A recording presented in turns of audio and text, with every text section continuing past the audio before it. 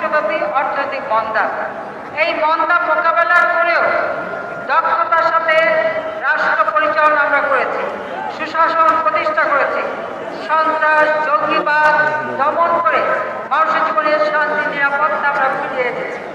দেশের উন্নয়নের ধারা অব্যাহত রয়েছে, গতিশীলতা পেয়েছে।